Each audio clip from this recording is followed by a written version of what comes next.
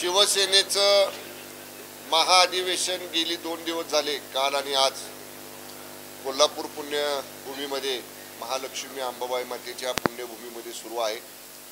कालच्या पहिल्या दिवसाचं कामकाज जे काही विषयपत्रिकेवरती होतं ते विषयपत्रिकेप्रमाणे पार पडलेलं आहे। कालच्या पहिल्या दिवसामध्ये विविध प्रकारचे ठराव अधिवेशनामध्ये करण्यात आले, ज्याच्यामध्ये माननीय पंतप्रधान नरेंद्र मोदी साहेबांच्या अभिनंदनाचा ठराव, त्याचबरोबर केंद्रीय सहकार मंत्री माननीय अमित शाह साहेबांनी घेतलेल्या सहकारातल्या चांगल्या कल्याणकारी योजनांच्या बाबतीत आणि विशेषतः 370 कलम जे होतं त्या संदर्भातली जी भूमिका केंद्रीय गृहमंत्रालयाने घेतली त्याबद्दल माननीय अमित शाह साहेबांचं अभिनंदन करणारा ठराव, त्याचबरोबर मिशन 48 येणाऱ्या लोकसभा निवडणुकीसाठी आणि ते सुद्धा महायुती आमची जी आहे भारतीय जनता पक्ष, शिवसेना आणि माननीय अजितदादांच्या नेतृत्वाखालची राष्ट्रवादी काँग्रेस पार्टी आणि इतर जे 9 सहयोगी आमचे मित्र पक्ष आहेत त्या सगळ्यांना बरोबर घेऊन महायुती सर्वच्या सर्व 48 जागा आपण लढवणार आहे आणि त्यापैकी किमान 45 जागा या महायुतीच्या निवडून आणण्याचा संकल्प सुद्धा या ठिकाणी कालच्या महाअधिवेशनामध्ये या ठिकाणी करण्यात आला। त्याचबरोबर पक्ष संघटनेमध्ये जे मुख्य नेते आहेत शिवसेनेचे माननीय एकनाथजी शिंदे साहेब, पक्ष संघटनेतले सर्व निर्णय निवडणुकीच्या बाबतीतले घेण्याचे अधिकार हे माननीय मुख्य नेते एकनाथजी शिंदे साहेबांना देण्याचा एकमुखी निर्णय ठराव, सर्वानुमते ठराव कालच्या महाअधिवेशनामध्ये पारित झाला। त्याचबरोबर वेगवेगळ्या वक्त्यांनी सुद्धा कालच्या महाअधिवेशनामध्ये आपली मनोगत व्यक्त केलं। आजच्या दुसऱ्या दिवशीच्या सत्रामध्ये सकाळपासून विविध प्रकारचे जे विषय दिले होते, माता माननीय केसरकर साहेबांनी मुंबई शहरामध्ये या बाबतीत स्वच्छता मोहीम असेल, पर्यावरणाचे विषय असतील याच्या बाबतीतलं मार्गदर्शन केलं। त्या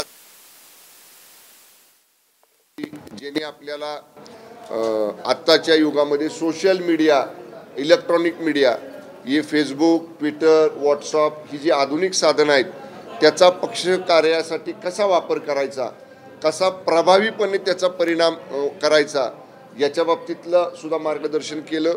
नेहमी आम्हाला यापूर्वी सुद्धा मार्गदर्शन करणारे आमचे ज्येष्ठ नेते माननीय गजाभाऊ कीर्तीकर यांनी सुद्धा जसं आम्हाला यापूर्वी ते मार्गदर्शन अगदी बूथ लेवलवरचं मार्गदर्शन निवडणुकीचं कसं असावं त्याचं सुद्धा विस्तृत मार्गदर्शन माननीय गजानन कीर्तीकर भाऊंनी सुद्धा आज या ठिकाणी केलं। म्हणजे आपली बूथची यादी, गटप्रमुखांची यादी, शाखाप्रमुखांची यादी, विभाग प्रमुखांची यादी, त्याच्यावरती असलेले गटप्रमुख, आता नव्यानं माननीय मुख्यमंत्री एकनाथ शिंदे साहेबांनी आणि डॉक्टर श्रीकांत शिंदे साहेबांनी केलेली शिवदूत संकल्पना, या सगळ्या बाबतीत अत्याधुनिक कशा पद्धतीनं ती अपडेट आपल्याकडे असली पाहिजे। प्रत्येक बूथवरचा शिवदूत, प्रत्येक बूथवरचा शिवसैनिक यांच्याशी तात्काळ कसा संपर्क करायचा, निवडणुकीचं मॅनेजमेंट कसं करायचं याच्या बाबतीतलं सुद्धा जे दीर्घ अनुभव माननीय गजानन कीर्तीकर भाऊंचा आहे त्यावरचं सुद्धा त्यांनी मार्गदर्शन केलं। आता अजून काही ठराव जे बाकी आहेत ते ठराव आत्ताच्या सत्रामध्ये घेतले जातील आणि या अधिवेशनाचं समारोपाचं भाषण हे मुख्य नेते माननीय एकनाथजी शिंदे साहेब थोड्या वेळानंतर या ठिकाणी करतील आणि सायंकाळी 5 वाजता या अधिवेशनाची सांगता ही या प्रचंड जाहीर सभेनं, गांधी मैदानावर होणाऱ्या जाहीर सभेनं या अधिवेशनाची सांगता होणार आहे। एकूणच हे महाअधिवेशन अत्यंत यशस्वी आतापर्यंत पार पडलेलं आहे। सर्व शिवसेनेचे जिल्हाप्रमुख, उपजिल्हाप्रमुख, तालुका प्रमुख, उपतालुका प्रमुख, शाखा प्रमुख, इथपर्यंतचे सगळे निमंत्रित पदाधिकारी पूर्ण संख्येनं महाराष्ट्रभरातून सगळे पदाधिकारी उत्साहानं या शिबिरामध्ये सहभागी झालेले आहेत।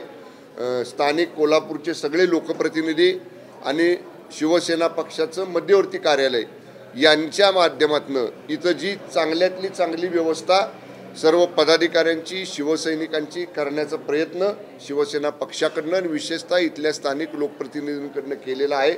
माध्यमांनी सुद्धा आत्तापर्यंत चांगलं सहकार्य या अधिवेशनासाठी केले, असंच आपलं सहकार्य आमच्या पक्षाच्या कार्यामध्ये मिळावं एवढीच आपल्या सगळ्यांना विनंती आहे। धन्यवाद। प्रश्न असतील तर विचारा।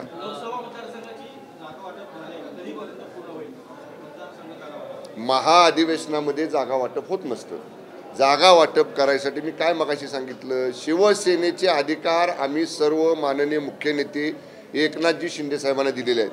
त्यामुळं माननीय शिंदेसाहेब त्याच्यावरती निर्णय घेतील. पण जेव्हा केव्हा मी म्हटलं जसं महायुतीतले 3 प्रमुख पक्ष आणि सहयोगी मित्र पक्ष हे जेव्हा केव्हा एकत्र बसतील तेव्हा त्या सगळ्यांचे प्रमुख नेते हे विभागवार चर्चा करतील. आत्ता जेवढ्या जागा आहेत प्रत्येक पक्षाकडं त्या जागांच्या बाबतीतली चर्चा होईल.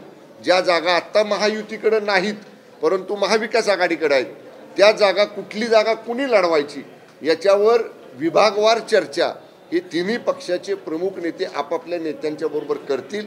अंतिम निर्णय हे तिघजण घेतील.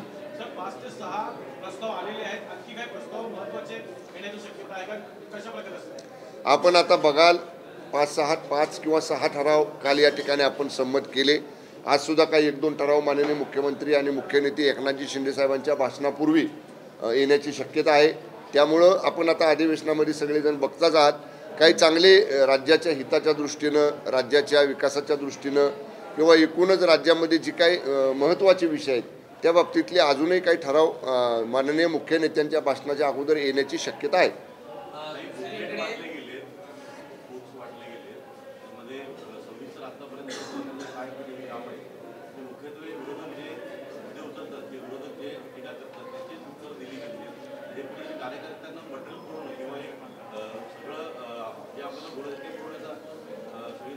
नाही, हे बघा, एका वेगळ्या पार्श्वभूमीवरती 1.5-2 वर्षापूर्वी माननीय एकनाथजी शिंदे साहेबांच्या नेतृत्वाखालचे हे सरकार स्थापन झालं. आपण सगळ्यांनी बघितलेलं आहे. मला खरं आमच्या महाअधिवेशन चालू असताना कुठलं राजकीय भाष्य करायचं नाही, पण साहेब मुख्यमंत्री झाल्याच्या दुसऱ्या दिवशीपासनं ज्यांना हे आवडलं नाही ती मंडळी सांगत होती हे सरकार पडणार, हे 2 महिन्याचे मुख्यमंत्री आहेत, 6 महिन्याचे मुख्यमंत्री आहेत, 1 वर्षाचे मुख्यमंत्री आहेत, उद्या जाणार, काल जाणार, परवा जाणार, हे सगळं सांगणारी काही मंडळी सकाळचा 10चा भोंगा वाजत होता. पण त्यांनी 1.5-2 वर्ष बघितलं, उलट आमचं सरकार आलं त्या दिवशीचे संख्याबळ, दुसऱ्या दिवशीचं संख्याबळ, दुसऱ्या महिन्यातलं संख्याबळ, 6व्या महिन्यातलं संख्याबळ आणि 1.5-2 वर्ष पूर्ण होताना आता जवळपास 200पेक्षा जास्त 214-215 जागांचं संख्याबळ ह्या सरकारकडे वाढत गेलेलं आहे. त्यामुळं ज्यांना हे बघवत नाही ते अशी टीका करतात. आणि आम्ही हे बघा, माननीय मुख्यमंत्री आणि मुख्य नेत्यांचं म्हणणं एकच आहे की आपला शाखा प्रमुख सुद्धा राज्याचा मुख्यमंत्री काय करतो, राज्याचं सरकार काय निर्णय घेतं याच्या बाबतीत अपडेट हा आपला शाखा प्रमुखपर्यंत असला पाहिजे. आणि म्हणून आज आपण सगळ्या प्रमुख पदाधिकाऱ्यांना 1.5-2 वर्षातला लेखाजोखा, आम्ही कोणाच्या प्रश्नाची उत्तरं दिलेली नाहीत. आम्ही शिंदे साहेबांच्या नेतृत्वाखाली जे काम केलं ना ते काम लेखी स्वरूपात बुकलेट म्हणून आम्ही आमच्या शाखा प्रमुखापर्यंतच्या शिवसैनिकापर्यंत देण्यासाठी जे आम्ही आजपर्यंत केलं ते फक्त पुस्तकात उतरवलेलं आहे. आम्हाला कोणाच्या प्रश्नांची उत्तरं देण्याची गरज नाही. ज्यांना टीका करायची असेल, ज्यांना अवहेलना करायची आमची असेल त्यांना करू द्या. आम्हाला पहिल्या दिवशी शिंदे साहेबांनी सांगितले त्यांच्या प्रत्येक टीकेला आपण चांगल्या कामानं उत्तर देऊया. त्यामुळे हे उत्तर हे चांगल्या कामाची पावती आम्ही पुस्तकातनं दाखवलेली आहे. आपण 45 जागांच्या निवडणुकांसंदर्भात शपथ घेतली की मोदींना 3ऱ्या वेळी पंतप्रधान केलं जाणार आहे. यावरती संजय राऊतांनी टीका केलेली आहे की आमच्याकडे असले तशी चाटुगिरी करायची वेळ आली नसल्याचं ते म्हणतात. या अधिवेशनात शिवसेना भाजपची चाटुगिरी करतात. संजय राऊतांच्या प्रश्नावर आता आम्ही मागंसुद्धा म्हणलेलं, आम्ही त्यांना फारसं गांभीर्याने घेत नाही. बालवाडीला जाणारं पोरगंसुद्धा संजय राऊतांच्या वक्तव्यावर कधी तिकडं बघत नाही. आता त्यांना दुसरं काम नाही बघा काय. आता कसं आहे, हे एवढं महाअधिवेशन त्यांना कधी घेता आलं नाही हो. साहेब मोठे असताना व्हायचं. मोठे साहेब गेल्यानंतर, माननीय वंदनीय बाळासाहेब ठाकरे साहेब गेल्यानंतर सांगावं संजय राऊतांनी एवढं डीप अधिवेशन कधी घेतलं. सामान्य शिवसैनिकाला महाअधिवेशनाच्या व्यासपीठावर जाऊन कधी बोलायला मिळालं संजय राऊतांच्या आणि उद्धव ठाकरे साहेबांच्या काळात. हे शिंदे साहेबांनी केलं. काल शिंदे साहेब काय म्हटले, मी शिवसैनिक आहे, मी कार्यकर्ता म्हणून लोकांच्या समोर बसणार आणि अधिवेशनामध्ये सहभागी होणार. हे सामान्य शिवसैनिकाचं महाअधिवेशन आहे. ज्या राऊतांना त्यांच्या काळात असलं कधी घेता आलं नाही. आणि माननीय पंतप्रधान मोदी साहेबांचं नेतृत्व हे देशानं स्वीकारले. आज पहिल्या 5 मध्ये आपली अर्थव्यवस्था आणण्याचं काम मोदी साहेबांनी केलं. कितीतरी योजना अशा आहेत की ज्याच्यामुळं देश आज या ठिकाणी पुढं चालला आहे. ज्वलंत हिंदुत्व, राम मंदिर, 370 कलम हटवणे, या 3 तलाक, हे जे महत्त्वाचे निर्णय माननीय मोदी साहेबांच्या काळात झाले. त्यामुळं जागतिक मान्यता प्राप्त असणारं मोदी साहेबांचं नेतृत्व आहे. जे चांगलं आहे त्याला चांगलं म्हटलंच पाहिजे, चांगलं असणाऱ्याला सुद्धा वाईट म्हणायचं ही संजय राऊताची सवय असू शकते. संजय राऊतांना त्यांचा लकलाभ होऊ द्या. आम्ही निश्चितपणे जे ज्वलंत हिंदुत्वाचे विचार वंदनीय बाळासाहेब ठाकरे साहेबांचे घेऊन पुढे चाललेले आहेत त्यांचा उदो आणि त्यांच्या पाठीमागं आम्ही उभं राहणारच आहे.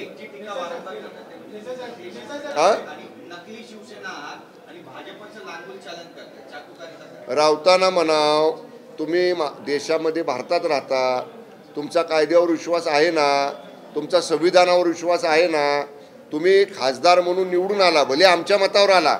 म्हणजे आता आम्ही 10 वेळा सांगतोय की आम्ही मतं दिली म्हणून राऊत तुम्हाला राज्यसभेत दिसत आहेत. आता म्हणावं राजीनामा द्या आणि उभं राहावं बरं परत. बरं राहिलं समजा तुम्हाला संसदेमध्ये खासदार झाला आमच्या मतावर, तुम्ही संविधानाची शपथ घेतली ना राऊतांनी, संविधानाला साक्षी मानूनच खासदार झाले ना. मग संविधानावर तरी विश्वास आहे का नाही? शिवसेना असली का नकली ठरवायचा अधिकार संविधानानं केंद्रीय निवडणूक आयोगाला दिलाय. निवडणूक आयोगानं 78 पानी जजमेंट लिहिलं, निकालपत्र लिहिलं, त्याला पुष्टी दिली की कशासाठी शिवसेना ही शिंदे साहेबांच्याकडे दिली, शिवसेनेचं धनुष्यबाण चिन्ह आम्हाला दिलं. या उपर तुम्ही कोर्टात जायचा प्रयत्न केला, कोर्टानं पण दखल घेतली नाही. म्हणजे तुमचा कायद्यावर विश्वास नाही, तुमचा घटनेवर विश्वास नाही, तुमचा संविधानावर विश्वास नाही. संजय राऊत म्हणेल ती पूर्व दिशा असं त्यांचं म्हणणं असतं. त्यामुळं त्यांना काय म्हणायचे ते म्हणू द्या. आम्ही कायद्यानं चालणारी माणसं आहोत, आम्ही घटनेवर विश्वास ठेवून चालणारी माणसं आहोत.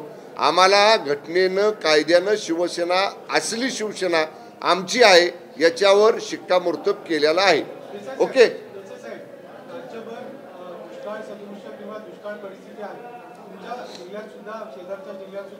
सोलापूरमध्ये सुद्धा पण या 2 दिवसाच्या महाअधिवेशनात कुठे शेती, शेतकरी, दुष्काळ, पाणी याविषयी मार्गदर्शन करताना कोणी दिसलं नाही. आणि सरकारकडून सुद्धा आणि इतर राजकीय पक्षांनी सुद्धा एका आर्थिक शेतकऱ्यांची निराशा केली आहे. असं फक्त राजकारण सुरू आहे आणि यांच्या मूलभूत आणि जागरूक प्रश्नांवर कोणी लक्ष देत नाही. अजून मी सांगतो आपल्याला, अजून अधिवेशनाचं एक सत्र हे बाकी आहे, चालू आहे. मी मगाशी काय म्हटलं, काही ठराव येण्याची शक्यता आहे.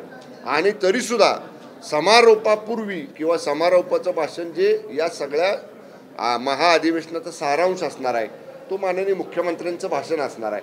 आणि दुष्काळाच्या उपाययोजना, शेतकऱ्यांचे प्रश्न या बाबतीत माननीय मुख्यमंत्री, मुख्य नेते हे त्यांच्या भाषणामध्ये त्या सगळ्या गोष्टींवरती चर्चा करतील, त्या सगळ्या गोष्टींचा उहापोह करतील. शेतकऱ्याला वाऱ्यावर सोडणारी ही शिवसेना नाही. आपल्या माहितीकरता सांगतो, पाठीमागच्या सरकारनं जेवढी मदत दिली नाही त्याच्यापेक्षा जादा मदत या 1.5-2 वर्षात शेतकऱ्यासाठी महायुतीच्या सरकारनं दिलेले आहे. कंपॅरेटिव्ह आकडेवारीसह केव्हाही त्या बाबतीतली ओपन डिबेट करण्याची राज्य सरकारचं मंत्री म्हणून माझी तयारी आहे. आज ती आकडेवारी जरी माझ्याकडे नसली तरी केव्हाही आपण सांगा, त्यांच्यापेक्षा, त्यांच्या सरकारपेक्षा जादाच मदत आणि जादा शेतकऱ्यांना मदत ही महायुतीच्या सरकारने दिलेली आहे. हे सरकार शेतकऱ्याच्या पाठीशी उभं आहे, शेतकऱ्याला वाऱ्यावर सोडलं जाणार नाही. राहिला प्रश्न दुष्काळाचा, याच्या पाठीमागच्याच कॅबिनेटमध्ये माननीय मुख्यमंत्री महोदयांनी सगळ्या पालकमंत्र्यांना आदेश दिलेले आहेत की जिल्हा नियोजनमधला ठराविक निधी टंचाईचं पिण्याचं पाणी द्यायसाठी आणि इतर ज्या काही तात्पुरत्या नळ योजना करायच्या आहेत, टँकर पाणी पुरवठा करायचा आहे, याच्यासाठी ठराविक निधी प्रत्येक पालकमंत्र्यांनी राखून ठेवा. आणि तो निधी अपुरा पडत असेल तर तात्काळ शासनाकडे मागणी करा. प्रत्येक पालकमंत्र्याच्या मागणीप्रमाणे दुष्काळाला टँकरनं पाणी पुरवठा करणे आणि तात्पुरत्या नळ योजना करणे किंवा नळ योजना दुरुस्त करून शेतीत नळाद्वारे घराला पाणी देणे, याला निधी कमी पडणार नाही हे माननीय मुख्यमंत्र्यांनी सगळ्या पालकमंत्र्यांना मागच्याच कॅबिनेटमध्ये सांगितलेलं आहे. नाही, आता मला अधिवेशनात जायचंय मला. सरकारला पश्चाताप करायला लोक ठेवावे लागतील असं जरांगे पाटील यांचं म्हणणं आहे. 20 तारीखपर्यंत त्यांनी अल्टिमेटम दिले. लोक ठेवायला लागतील, पश्चाताप करण्यासाठी लोक ठेवावे लागतील. मला समजलंच नाही त्यांच्या बोलण्याचं. नाही, खरंच सांगतो, मला त्यांच्या बोलण्याचा अर्थच कळाला नाही. म्हणजे असं जर ते म्हणले असते बाबा सरकारवर पश्चाताप करण्याची वेळ येईल तर एखादी आपण समजू शकतो, पण पश्चाताप करायला लोक ठेवायची म्हणजे काय हे मला कळलं नाही. पण तरीसुद्धा माननीय मनोज पाटील जरांगे यांच्याबद्दल आम्हाला सहानुभूती आहे, आम्हाला त्यांच्याबद्दल आदर आहे. एवढं मोठं आंदोलन त्यांनी महाराष्ट्रामध्ये उभं केलं याचं निश्चितपणे म्हणजे त्यांनी उभं केलं मराठा समाजाचं आरक्षण. आता बघा, जेव्हा तुम्ही विजय उत्सव साजरा केला, माननीय मुख्यमंत्री महोदयांच्या हस्ते तुम्ही अध्यादेशाची प्रत स्वीकारली, तुम्ही मान्य केलं की शिंदे साहेबांमुळे हे झालं. आता त्याची अंमलबजावणी करायला साहेब, मी मगाशी म्हटलं तसं घटनेनं, कायद्यानं, विधिमंडळाच्या हिरव्या बुकमध्ये जे नियम दिलेले आहेत, विधिमंडळाचं नियमानं चालतं की काल अध्यादेश काढला, आज आणला आणि उद्या त्याचा कायदा केला, असं होत नाही ना. याला काही प्रोसिजर आहे आणि ती प्रोसिजर आपण सुरू केलेली आहे. बघा, हे जर करायचं नसतं, 26 तारखेला वोट ऑन अकाउंटसाठी आपलं अधिवेशन 1 आठवड्याचं आहे. आम्हाला 26 तारखेच्या अधिवेशनात पण हा विषय घेता आला असताना, पण माननीय मुख्यमंत्र्यांनी 8 दिवस अगोदर 20 तारखेला 1 दिवसाचं अधिवेशन बोलवलं. मंत्रिमंडळाने निर्णय केला, विधानसभा अध्यक्षांच्या मार्फत आपण राज्यपाल महोदयांना विनंती केली आणि आता आम्हाला 20 तारखेच्या अधिवेशनाचं समन्सुद्धा आलेलं आहे. वाट बघितली पाहिजे ना. जरांगे पाटील साहेबांना माझी एकच विनंती आहे, तुमची प्रकृती नाजूक आहे, तुम्ही वेळेवर उपचार घ्या, औषध उपचार करा, आपण तब्येतीची काळजी घ्या.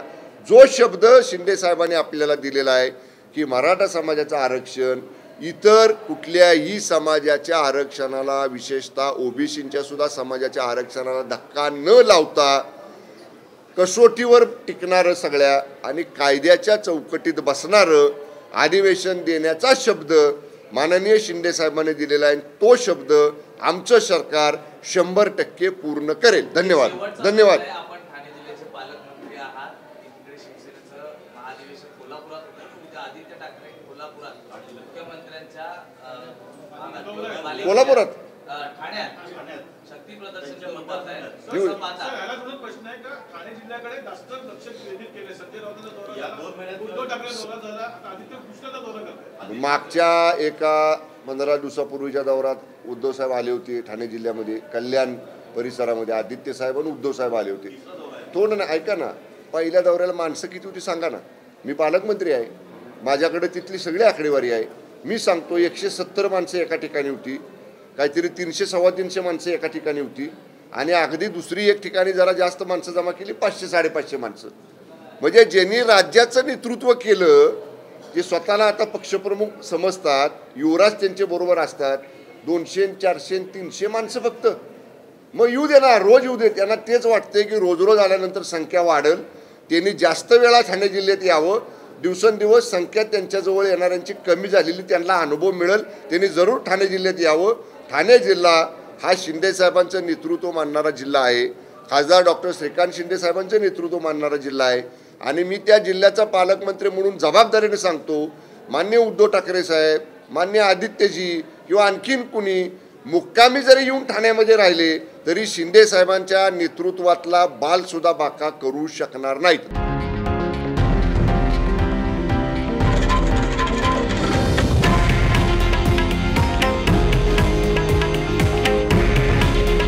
हे आहे देशातील नंबर 1 न्यूज नेटवर्क आणि आपण पाहत आहात TV9 मराठी. काळजी तुमची, हित महाराष्ट्राचं.